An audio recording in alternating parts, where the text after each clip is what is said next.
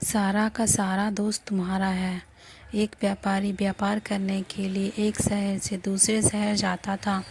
बीच में रेगिस्तान का कुछ इलाका पड़ता था। वह आदमी एक नेगेटिव सोच वाला इंसान था। हमेशा शिकायत करता रहता था कि मेरे पास ये नहीं है, वो नहीं है, इसकी कमी है, उसकी कमी है। एक दिन वह रेगिस्तान में से गुजर रहा था, तभी उसकी पानी की बोतल खाली हो जाती है। उसे बड़ी ज़ोर की प्यास लगती है, लेकिन रेगिस्तान में पानी ना मिलने की वजह से उसे बहुत गुस्सा आता है और बोलता है कि कितना ख़राब जगह है, ना कोई पेड़, ना पानी, रास्ता भी लंबा है, रेगिस्तान पार करना पड़ता है। तभी आसमान की तरफ देख कर के कहता है कि भगवान, ये कैसा जगह बना दी है आपने।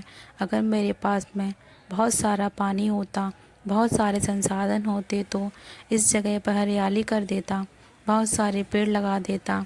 वह आदमी ऊपर देखकर ये सब बातें कह रहा होता है कि और ऐसा लग रहा था कि जैसे ऊपर वाले से जवाब की प्रतीक्षा कर रहा हो, भगवान कुछ कह दें।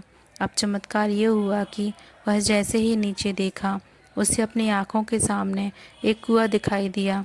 वह पूरी तरह से घबरा गया, क्योंकि उसने कभी भी उस रेगिस्तान में कुआं नहीं देखा था।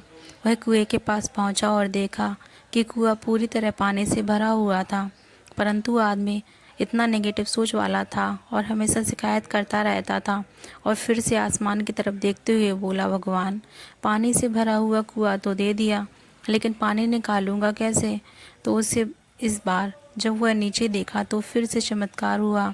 उसे कुएं के पास रस्सी और बाल्टी दिखाई दी, लेकिन आदमी फिर से ऊपर देखा और बोला, भगवान, अब इस पानी को ले जाऊंगा कैसे। तभी उसको एहसास हुआ जैसे उसके पीछे कोई है। वह पीछे मुड़कर देखा तो एक ऊँट खड़ा हुआ था। वह पूरी तरह से घबरा गया, सोचने लगा कि ये तो सच में होने लग रहा है। मैं तो बातों बातों में क्या कह दिया। अब मुझे यहाँ हरियाली करनी पड़ेगी और पेड़ लगाने की जिम्मेदारी लेनी पड़ेगी। आदमी को पानी से भरा हुआ कुआं मिल गया, बाल्टी और रस्सी मिल गई, पानी को ले जाने के लिए ऊँट भी मिल गया, सब कुछ मिल गया। अब वह आदमी सोच रहा था कि ये मैं बातों बातों में क्या बोल दिया, ये तो गड़बड़ हो गया। अब वह तेज़ी से दौड़कर भागने लगा। वह भाग रहा था, उस जिम्मेदारी से बच रहा था।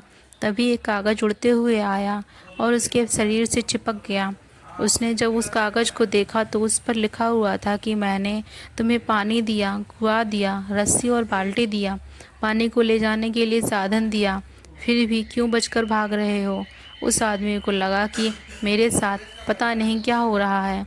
वह दौड़ते दौड़ते रेगिस्तान को पार कर लिया, लेकिन उस रेगिस्तान को हरा भरा नहीं बना पाया।